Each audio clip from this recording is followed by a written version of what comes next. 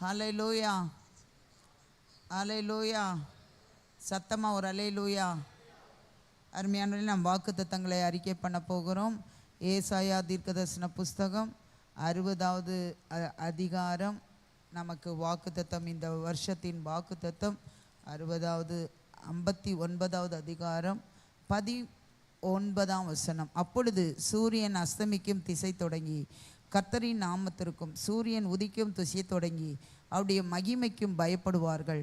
வெள்ளம்போல் சத்துரு வரும்போது ஆவியானவர் தாமே அவனுக்கு விரோதமாக கொடியேற்றுவார். கர்த்தருடைய ஆவியானவர் அவனுக்கு விரோதமாக கொடியேற்றுவார். பொருளாதாரத்திற்கென்று உபாகமம் 28:12 ஏற்ற காலத்தில் உன் தேசத்தில் மழை பெய்யவும் நீ கையிட்டு செய்யும் வேலைகளை எல்லாம் ஆசீர்வதிக்கவும் கர்த்தர் உனக்கு தமது நல்ல பொக்கிஷ சாலையாகிய வானத்தை திறப்பார். நீ அநேகம் ஜாதிகளுக்கு கடன் கொடுப்பாய், நீயோ கடன் வாங்காதிருப்பாய். ஏசாயா 54:13 நம்முடைய பிள்ளைகளுக்கென்று உன் பிள்ளைகள் எல்லாரும் கர்த்தரால் போதிக்கப்பட்டிருப்பார்கள், உன் பிள்ளைகளுடைய சமாதானம் பெரிதாயிருக்கும். நம்முடைய குடும்பத்திற்கென்று அல்லேலூயா, கர்த்தருக்கு பயந்து அவருடைய கட்டளைகளில் மிகவும் பிரியமாக இருக்கிற மனுஷன் பாக்கியவான். அவன் சந்ததி பூமியில் பலத்திருக்கும். செம்மையானவர்களின் வம்சம் ஆசீர்வதிக்கப்படும். ஆஸ்தியும் ஐஸ்வர்யமும் அவன் வீட்டில் இருக்கும். அவனுடைய நீதி என்றென்றைக்கும் நிற்கும். செம்மையானவர்களுக்கு இருளிலே வெளிச்சம் உதிக்கும். அவன் இரக்கமும் மன உருக்கமும் நீதியும் உள்ளவன். இறங்கி கடன் கொடுத்து தன் காரியங்களின் நியாயமானபடி நடப்பிக்கிற மனுஷன் பாக்கியவான். அவன் என்றென்றைக்கும் அசைக்கப்படாதிருப்பான். நீதிமான் நித்திய கீர்த்தி உள்ளவன். காடு மூலமாக கர்த்தர் நமக்கு கொடுத்த வாக்குத்தத்தம், நான் உன்னோடு கூட இருந்து உன்னை ஆசீர்வதிப்பேன். அருமையானவர்களே, இன்றைக்கு உள்ள வாக்குத்தத்தத்தை நாம் எல்லாரும் பார்க்க போகிறோம். எபேசியர் 6ஆம் அதிகாரம் 2ஆம் வசனம் 3ஆம் வசனம். 1, 2, 3 வாசிப்போம். பிள்ளைகளே, உங்கள் பெற்றோருக்கு கர்த்தருக்குள் கீழ்ப்படியுங்கள், இது நியாயம். உனக்கு நன்மை உண்டாயிருப்பதற்கும் பூமியிலே உன் வாழ்நாள் நீடித்திருப்பதற்கும் உன் தகப்பனையும் தாயையும் கனம் பண்ணுவாயாக என்பதே வாக்குத்தத்தமுள்ள முதலாம் கற்பனையாக இருக்கிறது. எல்லாரும் கையை உயர்த்தி, ஆண்டவரே என் குடும்பத்தை, ஆண்டவரே என் பிள்ளைகளை, ஆண்டவரே என் பொருளாதாரத்தை, இந்த வாக்குத்தத்தத்தை நான் அறிக்கை பண்ணியிருக்கிறேன் விசுவாசத்தோடு. அதை ஆண்டவரே ஆமென்றும் அமேனென்றும் என் வாழ்க்கையில் நிறைவேற்றுகிற தேவனாக இருக்கிறபடியால் உமக்கு நன்றி. நிறைவேற்றுங்க. நாங்கள் அதை பார்க்கட்டும், அனுபவிக்கட்டும். இயேசுவின் மூலம் ஜெபங்கேள நல்ல பிதாவே, ஆமேன். கர்த்தர் உங்களை ஆசீர்வதிப்பார். நேற்றைய தினத்திலே வந்தவர்கள் நல்லது, வராதவர்கள் நீங்கள் நேற்றைய பிரசங்கத்தை, நீங்கள் சாயங்கால பிரசங்கத்தை நீங்கள் கேளுங்கள். அது நம்ம பிள்ளைகளுக்கு எப்படி ஜெபிக்க வேண்டும், எந்த வசனத்தை வைத்து ஜெபிக்க வேண்டும் என்று நான் 2 வசனத்தை நான் சொல்லியிருக்கிறேன். ஒன்று, உன் பிள்ளைகள் எல்லாரும் கர்த்தரால் போதிக்கப்பட்டிருப்பார்கள், உன் பிள்ளைகளுடைய சமாதானம் பெரிதாக இருக்கும், அதை வைத்து ஜெபிக்க வேண்டும். 2வது இந்த வசனம், அல்லேலூயா, அவர்களுக்கு நன்மை உண்டாயிருக்கவும் பூமியிலே அவர்கள் வாழ்நாள் நீடித்திருப்பதற்கும் பிள்ளைகள் பெற்றோருக்கு கீழ்ப்படிய வேண்டும். 2வது, பெற்றோரை கனம் பண்ண வேண்டும். அதை குறித்ததான விளக்கங்களை நான் நேற்றைய தினத்திலே சொல்லியிருக்கிறேன். அடுத்தது 3வது, பிலிப்பியர் எழுதின நிருபத்திலே இருந்து ஒரு காரியத்தை நான் கற்றுக் கொடுத்திருக்கிறேன். பிலிப்பியர் 4ஆம் அதிகாரம் 8ஆம் வசனம். எல்லாரும் சேர்ந்து வாசிங்க. பிலிப்பியர் 4:8. எபேசியருக்கு அடுத்த புஸ்தகம். கடைசியாக சகோதரரே, உண்மை உள்ளவைகள் எவைகளோ, ஒழுக்கம் உள்ளவைகள் எவைகளோ, நீதி உள்ளவைகள் எவைகளோ, கற்புள்ளவைகள் எவைகளோ, அன்புள்ளவைகள் எவைகளோ, நற்கீர்த்தி உள்ளவைகள் எவைகளோ, புண்ணியம் எதுவோ, புகழ் எதுவோ, அவைகளையே சிந்தித்து கொண்டு இருங்கள். இதில் 8 காரியங்களை கர்த்தர் நமக்கு இங்கு வைத்திருக்கிறார். இந்த 8 காரியங்களில் நாமும் நம்முடைய பிள்ளைகளும் சரியாக அதையே சிந்தித்து கொண்டு அதன்படி நடந்தோம் என்றால் நம்மையும் கர்த்தர் மிகவும் உயர்ந்த இடத்திலே வைப்பார், நம்முடைய பிள்ளைகளையும் வைப்பார். அதையும் நேற்று முதலாவது உண்மை உள்ளவைகள் எவைகளோ அதை பற்றி நான் சொல்லி கொடுத்துருக்கிறேன். 4 காரியம். பிள்ளைகள் கர்த்தரால் போதிக்கப்பட்டிருக்க வேண்டும், பிள்ளைகள் கீழ்ப்படிய வேண்டும், பிள்ளைகள் பெரியவர்களை நம்மை கனப்படுத்த வேண்டும், உண்மையாக இருக்க வேண்டும். இந்த ஒரு வசனத்திலேயே, இந்த வசனத்தின்படி நாமும் நம்முடைய பிள்ளைகளும் அந்த 8 காரியங்கள் நமக்கு அதையே சிந்தித்து கொண்டு இருந்தால் நம்முடைய வாழ்க்கை ஆசீர்வாதமாக இருக்கும். அதனால் அப்படியே இல்லை, அது நம்ம வாழ்க்கையாகவே மாறிவிட வேண்டும். அதனால் உண்மையுள்ள மனுஷன் பரிபூர்ண ஆசீர்வாதங்களை பெறுவான். தேவனுடைய வீட்டில் மோசே உண்மை உள்ளவனாக இருந்தால் கர்த்தர் சகல இஸ்ரவேல் மேலும் அவளை தலைவனாக்கினார்.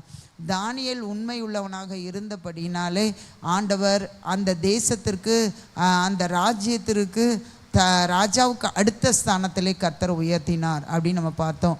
அப்போ இன்றைக்கு அதுக்கு அடுத்த பகுதி ஒழுக்கம் உள்ளவைகள் எவைகளோ. எல்லாரும் சொல்லுங்கள், ஒழுக்கம் உள்ளவைகள் எவைகளோ. இதற்கு வேதத்தை வாசித்து அதன்படி நடக்கணும் அப்படின்னே கிடையாது.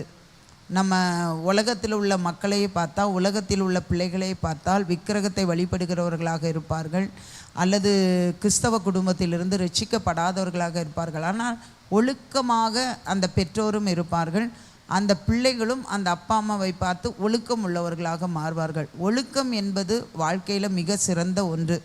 ஒருத்தர் ஒரு டிசிப்ளின் லைஃப்பில் ஒழுக்கமாக இருந்தாலே அவருடைய வாழ்க்கையில் ஆசீர்வாதங்கள் வரும். அல்லேலூயா. அப்போது நம்ம அந்த ஒழுக்கத்தை நம்ம என்ன செய்ய வேண்டும்? கடைப்பிடிக்க வேண்டும். அல்லேலூயா. அப்போது நம்ம கடைப்பிடிச்சா நம்ம பிள்ளைகளும் கடைப்பிடிக்கும். எந்த வீட்டில் பேரண்ட்ஸு காலையிலே எழும்புகிறாங்களோ அந்த வீட்டில் பிள்ளைங்களும் காலையிலே எந்திரிச்சிருவாங்க. அல்லேலூயா. அங்கே ஒரு தம்பி இருக்கான், அவங்க அம்மா 6 மணிக்கு வேலைக்கு போவாங்க. கரெக்டாக? அப்போ இவனுக்கும் அந்த காலையில் எழும்புகிற பழக்கம் வந்துடும். இப்போ நம்ம ஜெபத்துக்கு வர்றான், அதனால் இப்போ ஒரு 2-3 மாதமாக வந்துட்டே இருக்கிறான்னா இவனோட வாழ்க்கையில் இது பழகிடும். அப்போ இது ஒரு வாழ்க்கையில் ஒரு ஒழுக்கத்தில் ஒன்று, காலையிலே ஒரு டிசிப்ளின் லைஃப் எழும்பணும் அப்படிங்கிறது. அப்புறம் நம்ம எந்திரிச்ச உடனே நம்ம ப்ரஷ் பண்ணிட்டு தான் நம்ம காப்பி குடித்தோன்னா நம்ம பிள்ளைகளும் அப்படி வளருவாங்க. இப்படி ஒவ்வொன்றும் அந்த ஒழுக்கம் டிசிப்ளின் லைஃப் வந்து நம்ம வாழ்க்கையில் இருந்தால் நம்ம பிள்ளைகளுடைய வாழ்க்கையில். அப்போது நம்ம அவங்களுக்கு என்ன ஜெபம் பண்ணணும்? ஆண்டவரே, என்னுடைய பிள்ளை ஒழுக்கமுள்ள பிள்ளையாக வளரணும். அதுவும் இந்த டீச்சிங் வந்து கேட்குறவங்க சின்ன பிள்ளைகளை வச்சுருக்கிறவங்களுக்கு ரொம்ப ஈஸியாக இருக்கும். நீங்கள் இந்த டீச்சிங்கை கேட்டு நீங்கள் உங்களை மாற்றும் போது அவங்க சின்னதுலேருந்தே அவங்க அப்படியே ஒரு டிசிப்ளின் லைஃபுக்கு அவங்க மாறிடுவாங்க. அல்லேலூயா. நம்ம காலையிலே குளிச்சுட்டு தான் நம்ம வெளியில் போனோம் அப்படின்னா நம்ம பிள்ளைகளையும் அப்படி தான் நம்ம விரும்புவோம், நம்ம பிள்ளைகளையும் அப்படி தான் நம்ம வந்து வளர்ப்போம். அல்லேலூயா. அதே போல் நம்ம வெளியிலேருந்து வீட்டுக்கு வந்தோடனே நம்ம பாத்ரூமில் போய் நம்ம முகம் கை கால் கழுகிட்டு வேறு ட்ரெஸ்ஸு மாற்றிட்டோம் அப்படின்னா நம்ம பிள்ளைகளையும் அப்படி தான். இதெல்லாம் பேசிக்கான ஒரு ஒழுக்கமான காரியங்கள். அல்லேலூயா. உலகத்தில் வாழ்வதற்கு இந்த மாதிரி ஒழுக்கம், உலகத்தில் இது ஒழுக்கம் அல்லது இவங்க வந்து கரெக்டாக வாழ்கிறாங்க, அந்த உண்மை தான் ரொம்ப அடிப்படை.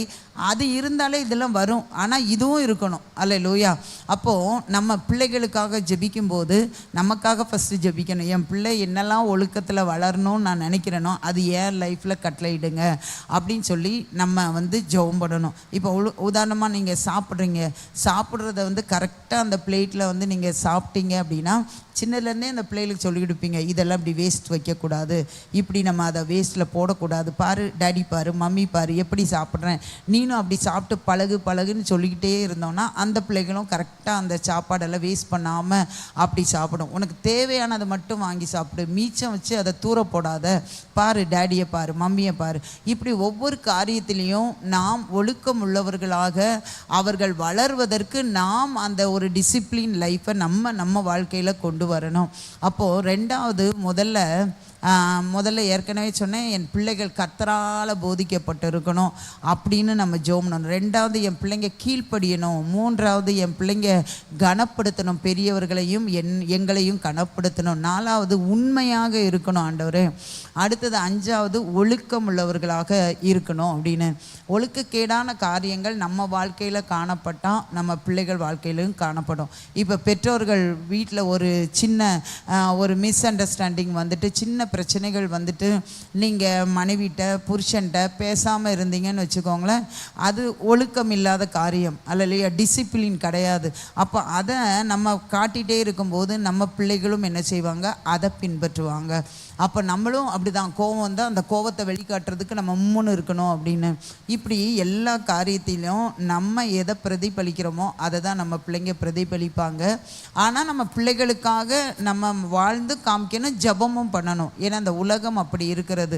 அப்போ அந்த பிள்ளைகள் ஒழுக்கமாக வளருவதற்கு நம்ம அவர்களுக்காக தினமும் ஜெபம் பண்ணணும். என் பிள்ளை ஒழுக்கமாக இருக்க வேண்டும் என்று. அடுத்தது என்ன போட்டு இருக்கிறது? நீதி உள்ளவைகள் எவைகளோ. அல்லேலூயா. அநீதி எல்லாம் பாவம் என்று சொல்லப்பட்டிருக்கிறது வேதத்திலே. அநீதி எல்லாம் பாவம்தான் அப்படின்னு போட்டப்பட்டிருக்கிறது. அப்போ நீதி பாவம் இல்லாத ஒரு வாழ்க்கை. அப்போ நீதி மத்தேயு 6:33 என்ன சொல்லப்பட்டிருக்குது? முதலாவது தேவனுடைய ராஜ்யத்தையும் அவருடைய நீதியையும் தேடுங்கள், அப்பொழுது இவைகள் எல்லாம் உங்களுக்கு கூட கொடுக்கப்படும். அப்போ பாவம் இல்லாத ஒரு வாழ்க்கை. நீதினோன்னா நீங்கள் என்ன நினைக்கணும் அப்படின்னா, பாவம் இல்லாத ஒரு வாழ்க்கையை என் பிள்ளை வாழணும் அப்படின்னு நீங்கள் ஜெபம் பண்ணணும். ஆண்டவரே, என் பிள்ளை பாவத்தை தெரிஞ்சுக்கொள்ளணும், இது பாவம் என்று கண்டு கொண்டு அதற்கு யோசேப்பு போல விலகி ஓடணும், அதுக்கு கிருபை கொடுங்க அப்படின்னு அந்த நீதினாலே உங்கள் மனசில் வர்றது என் பிள்ளை பாவம் இல்லாமல் வாழணும். அப்போ நம்ம பிள்ளைக்காக ஜெபம் பண்ணும்போது நமக்கும் அப்படி வந்துடும். எதெல்லாம் நம்ம பிள்ளைகளுக்கு ஜெபம் பண்ணுறோமோ அதெல்லாம் நம்மகிட்ட குறை இருந்தாலும் ஆண்டவர் சொல்லுவார், நீ அதை மாற்றிக்கோ மகனே, நீ அதை மாற்றிக்கோ மகளே அப்படின்னு. அப்போ அடுத்தது என்னது? நீதி உள்ளவைகள் எவைகளோ. அப்போ பாவம் இல்லாதவைகள் எவைகளோ. இப்போ இந்த ஃபோன் யூஸ் பண்ணுறாங்க, நம்மளும் யூஸ் பண்ணுறோம். பாவம் இல்லாததை நம்ம யூஸ் பண்ணுறோம். அவங்க வயசுக்கு அவங்களுக்கு எது பாவம் எது பாவம் இல்லைங்கிறத சரியாக கண்டுபிடிக்க முடியாது, ஐடென்டிஃபை பண்ண முடியாது. அப்போ நம்ம இந்த மாதிரி ஜெபிக்கும்போது அவங்களுக்கு ஏதாவது பாவத்தை பார்க்கும்போது ஆண்டவர் பேசுவார், இது பாவம், இது அசுத்தம், நீ அதை பார்க்காத அப்படின்னு அவங்களுக்கு ஆண்டவர் உணர்த்துவார். கோமா யாரையாவது ரொம்ப திட்டாங்க அப்படின்னு ஒரு சிக்னலில் ஒரு பொண்ணு நின்றுட்டு இருந்திருக்கிறான். அந்த சிக்னலில் அவள் லெஃப்டில் திரும்பணும்னு நினைக்கிறேன், அல்லது ரைட்டில் திரும்பணும்னு நினைக்கிறேன். அப்போ பின்னாடி வரவன் வந்து திரும்புன்னு சொல்கிறான்னா, அங்கே ஆப்போசிட்டில் இருந்து பெரிய பஸ்ஸு வந்துட்டு இருக்குதான். அப்போ அவள் வந்து அந்த டைமில் யாராலையும் திரும்ப முடியாது, ஆனால் பின்னாடி உள்ளவன் திரும்புன்னு சொல்கிறான். அப்போ இவள் வந்து, உனக்கு அறிவு இருக்கா, இப்படி திரும்ப சொல்கிறியா அப்படின்னு இந்த வேர்டு சொல்லிட்டாளாம். அப்போ அவள் என்கிட்ட சொல்லும்போது சொல்கிறா, நான் அந்த மாதிரி வேர்டெல்லாம் பேசுகிறது கிடையாது, அது பேசுனதும் தப்பு தான், ஆனால் அவன் வந்து என்னை பஸ்ஸுக்குள்ளே உள்ள சொல்கிற மாதிரி அவன் சொல்லும்போது எனக்கு கொஞ்சம் கோவம் வந்துட்டு, அதனால் நான் அந்த வேர்டு சொல்லிட்டேன், ஆனால் சொல்லியிருக்கக்கூடாது. உங்களுக்கு என்ன சொல்கிறேன்னா, இந்த மாதிரி தான் ஐடென்டிஃபை பண்ணுறதுக்கு கர்த்தர் உதவி செய்வார்.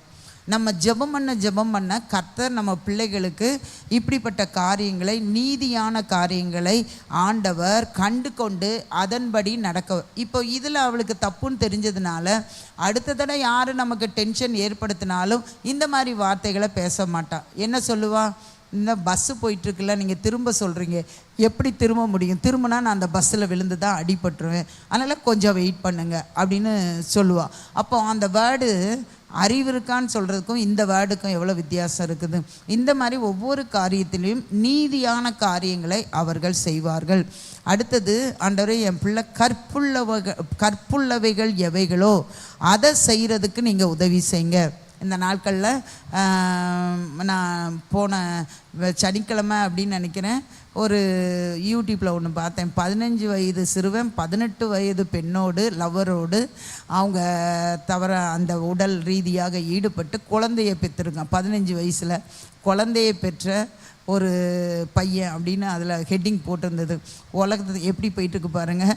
அல்லேலூயா. எங்கள் காலத்துலலாம் 15 வயசுலாம் சின்ன பிள்ளை அப்படின்னு தான் சொல்லுவாங்க. அல்லேலூயா. அவங்களுக்கு இந்த மாதிரி காரியங்கள் எதுவுமே தெரியாது. ஆனால் இதை வைத்து இன்றைக்கி உலகத்தில் எல்லாமே 15 வயசில் 10 வயசுக்கே தெரியும். நீங்கள் உங்கள் பிள்ளைங்க ஒன்றும் பார்க்கலன்னு நினச்சிட்டு இருக்காதீங்க. இது மூலமாக எல்லாத்தையும் அவங்க தெரிஞ்சிருக்காங்க. நமக்கு முன்னால் பார்க்க மாட்டாங்க. எப்போ நம்ம இல்லாமல் இருக்கிறோமோ அப்போது அவங்களுக்கு சந்தர்ப்பம் கிடைக்கும்போது பிசாசு இந்த மாதிரி காரியத்தை தான் பார்க்க வைப்பான். நம்ம பிள்ளைங்க நல்ல பிள்ளைங்க தான், ஆனால் இது மோசமானது. அப்போது நம்ம பிள்ளைங்களுக்கு அந்த கற்பு உள்ளது, ஒழுக்கம் கற்பு எல்லாம் ரிலேட்டட் தான். ஆனால் கற்பு நம்முடைய சரீர ரீதியான ஒரு காரியம். அப்போது திருமணத்துக்கு பிறகு தான் இந்த மாதிரி காரியங்களை ஒரு புருஷனோ ஒரு மனைவியோ அல்லது ஒரு வாலிப சகோதரனோ சகோதரியோ ஈடுபட வேண்டும். அல்லது அந்த கற்புக்கு புதிய ஏற்பாட்டில் வரும்போது கற்பு என்ன? ஒரு ஸ்திரீயை இச்சையோடு பார்த்தால், ஒரு புருஷனை இச்சையோடு பார்த்தால் அவர்களோடு விபச்சாரம் செய்தாயிட்டு. இச்சையோடு பார்த்தாலே முடிஞ்சுது கதை. புதிய ஏற்பாட்டில் அவ்வளவு பரிசுத்தத்தை கர்த்தர் எதிர்பார்க்குறார். அப்போ நம்ம பிள்ளைங்க இந்த காலத்தில் நம்ம பிள்ளைங்க பார்க்கலனாலும் எல்லாரும் கவனமாக கவனிங்க. நம்ம பிள்ளைகளுடைய கூட படிக்கிற பிள்ளைங்க எல்லா சினிமாவுக்கும் போகிறாங்க, அவங்க எல்லா ஒழுக்கக்கேடான காரியங்களை வீட்டில் பார்க்குறாங்க. அவங்க நம்ம பிள்ளைகளுக்கு இன்ட்ரடியூஸ் பண்ணுவாங்க, இதை பாரு எவ்வளோ உலகத்தில் காரியங்கள் இருக்கிறது, இதை பாரு அப்படிம்பாங்க. அடுத்தது மோசமான வீடியோஸ் எல்லாம் அவங்க அந்த அந்த ஹெட்டிங்கை இதில் போய் பாரு, இந்த வெப்சைட்டில் போய் பாரு, இந்த மாதிரி போய் பாரு அப்படின்னு சொல்லி கொடுப்பாங்க. அப்போது அவங்க எப்படா தனிமையாக கிடைக்கும் அப்படின்னு சொல்லிட்டு அவங்க அதை பார்ப்பாங்க. பிள்ளைகள் கையில் ஃபோன் கொடுத்தா ரூமை லாக் பண்ண விடாதீங்க, ரூமை எப்போனாலும் நீங்கள் திறந்து போகிற மாதிரி வச்சுக்கோங்க, அது நல்ல எண்ணெய் போட்டு வைங்க, நீங்கள் திறக்கிறதே தெரியாமல் இருக்கிற மாதிரி பார்த்துக்கோங்க, அப்போ தான் அவங்க என்ன பண்ணுறாங்க நமக்கு தெரியும். ஏன்னா உலகம் அப்படி மோசமாக இருக்கிறது. அப்போ கற்பு அடுத்த தவறான காரியங்களில் அவங்க ஈடுபடாமல் இருக்கிறதுக்கு நம்முடைய ஜெபம். பார்க்கும்போதே ஆண்டவர் பேசுவாரே, இதை பார்க்காத, இது பார்த்தனா நீ கெட்டு போயிடுவேன். அப்போ அதையே அவங்க நிறைய பார்த்துட்டே இருந்தாங்கன்னு வச்சுக்கோங்களேன், ஒரு நாள் அதை செஞ்சு பார்க்கணுன்னு தோணும். அல்லேலூயா. பிசாசு ஏவிடுவான், இது எவ்வளோ சந்தோஷத்தை கொடுக்கு தெரியுமா அப்படின்னு. அப்புறம் அந்த ஃப்ரெண்ட்ஸ் மூலமாக சொல்லி கொடுப்பான். அப்போது நம்ம ஜெபிக்கும்போது அவங்க பார்க்கும்போதே கர்த்தர் பார்க்க விடாமல் தடை பண்ணுவார். அவங்களுக்கு சூழ்நிலையை பிசாசு ஏற்படுத்தி கொடுக்கும்போது யோசேப்பு மாதிரி வெளியில் ஓடி வருவாங்க. அப்போ நம்ம தினமும் இந்த கற்புக்காக நம்ம தினமும் நம்ம பிள்ளைகளுக்கு ஜெபிக்கணும். உலகம் மோசமாக இருக்கிறது. அடுத்தது அன்புள்ளவைகள் எவைகளோ.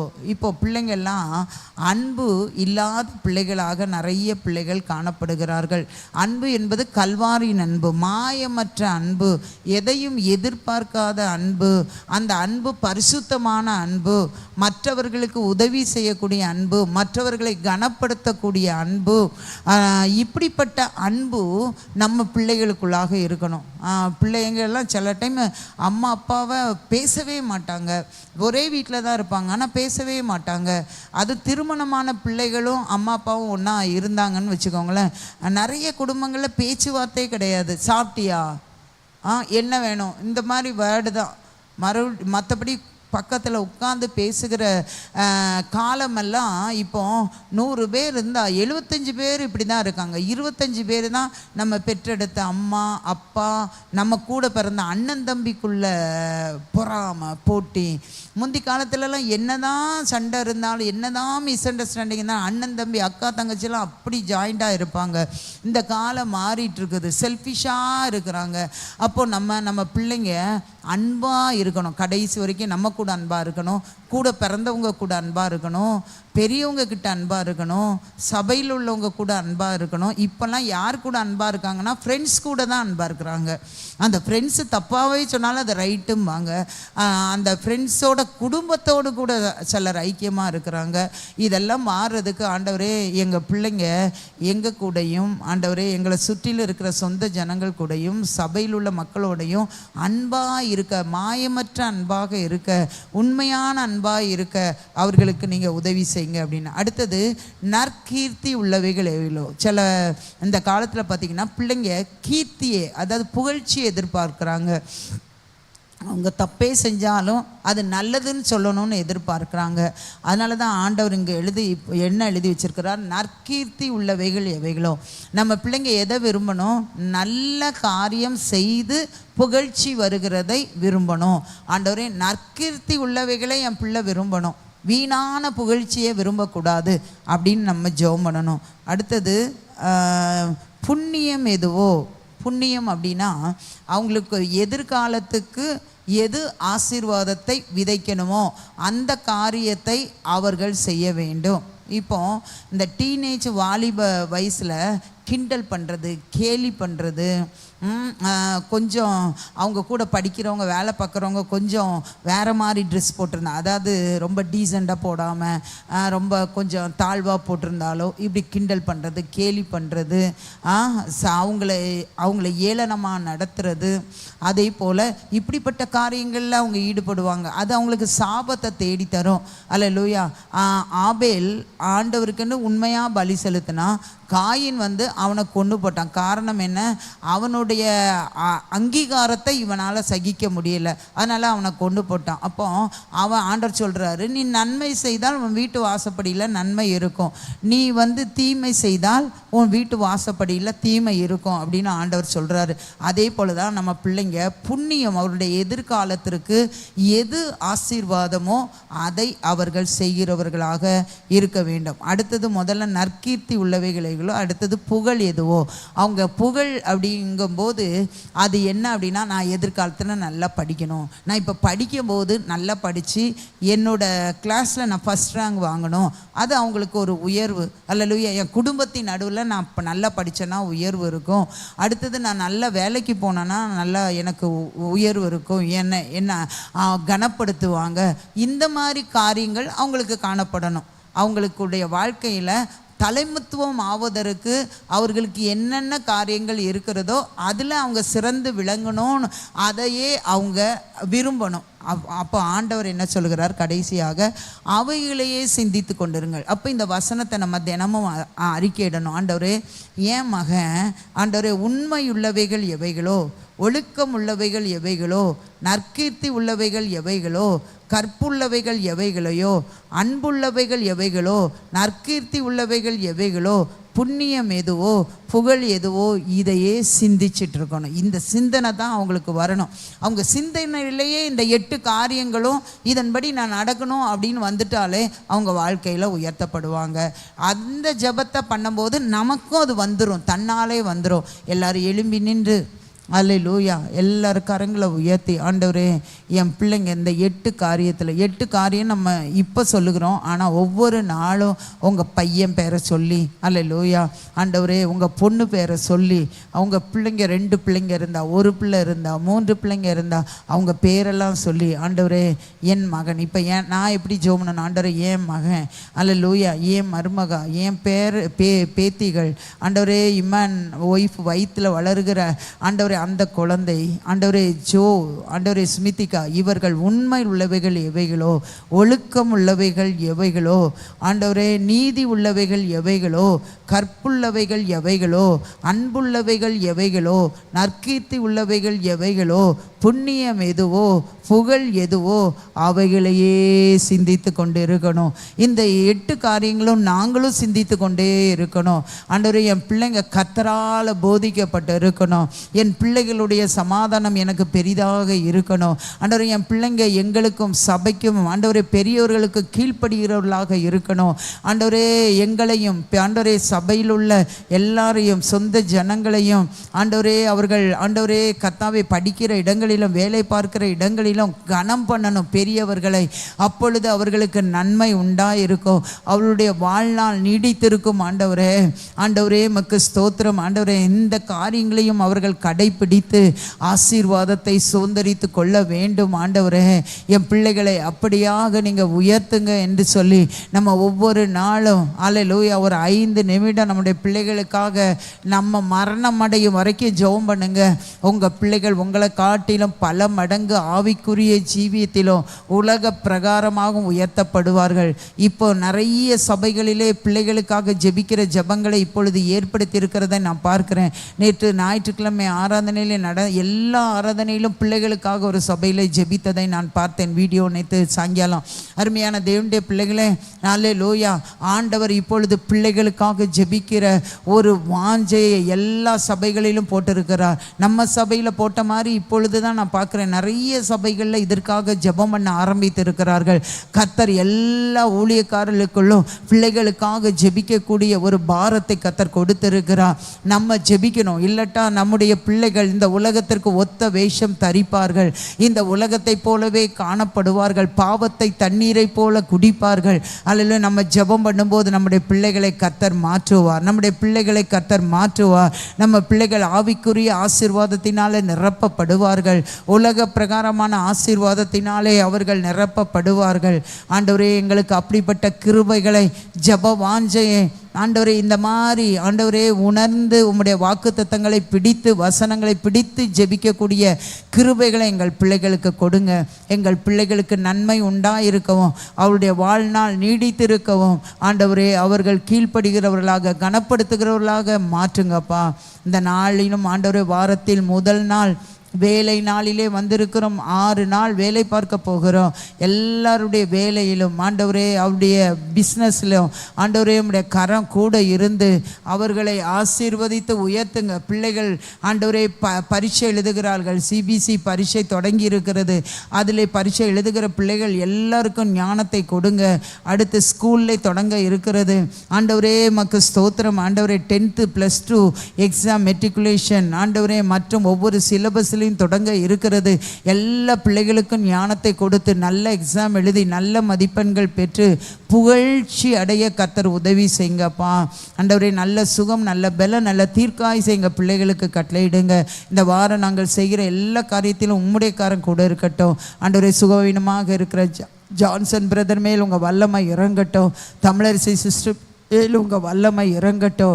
ஆண்டவரே இன்னும் யார் யார் எங்கள் சபையிலே ஆஸ்பத்திரியிலே சுகமீனமாக இருக்கிறார்களோ அவர்கள் எல்லார் மேலும் ஆண்டவரே உங்கள் வல்லமை இறங்கட்டும். ஸ்ரீதர் பிரதர் மேல் உங்கள் வல்லமை இறங்கட்டும். ஆண்டவரே உடைய சுகமாக்கும் வல்லமை இறங்கி எல்லாரையும் தொட்டு சுகமாக்குங்க. இன்னைக்கு எனக்கு ஒரு அற்புதம் நடக்கணும், இந்த மாதத்தில் இந்த வாரத்தில் எனக்கு ஒரு அற்புதம் நடக்கணும் அப்படின்னு யார் யார் இந்த இடத்துல ஜெபிக்கிறார்களோ ஆன்லைனில் ஜெபிக்கிறார்களோ அவர்கள் எல்லாருக்கும் அற்புதங்களை செய்யுங்கப்பா. உம்முடைய நாமத்தினாலே ஆசீர்வதிக்கிறேன். உம்முடைய வருகை இருக்குமானால் எங்களை பரிசுத்தப்படுத்தி எடுத்துக்கொள்ளுங்க. இன்றைக்கு நிறைய பேர் வர முடியவில்லை. ஆண்டவர் அவர்கள் எல்லாருக்காக ஜெபிக்கிறோம். அவர்களுக்கு பலவீனங்கள் இருந்தால் பலவீனத்தை மாற்றி நாளை தினத்தில் காலையிலே கொண்டு வாங்க. ஆண்டவரே மக்கு ஸ்தோத்திர. தடைகள் இருந்தால் தடைகளை மாற்றி கொண்டு வாங்கப்பா. எல்லாரும் நாங்கள் எங்கள் சந்ததிக்காக ஜெபிக்க உதவி செய்யுங்க. உம்முடைய கரம் ஆளுகை செய்யட்டும். இந்த நாள் முழுவதும் எங்களுடைய எல்லா காரியங்களிலும் உம்முடைய ஆசீர்வாதத்தின் கரம் உம்முடைய பிரசன்னம் எங்களை ஆளுகை செய்யட்டும். இயேசுவின் மூலம் ஜெபங்கேள நல்ல பிதாவே, ஆமென். என் ஆத்துமாவே கர்த்தரை ஸ்தோத்திரி, என் முழு உலமையுடைய பரிசுத்த நாமத்தை ஸ்தோத்திரி. என் ஆத்துமாவே கர்த்தரை ஸ்தோத்திரி, கர்த்தர் செய்த சகல உபகாரங்களையும் மறவாதே. ஆமென். கர்த்தர் உங்கள் யாவரையும் ஆசீர்வதிப்பார். God bless you.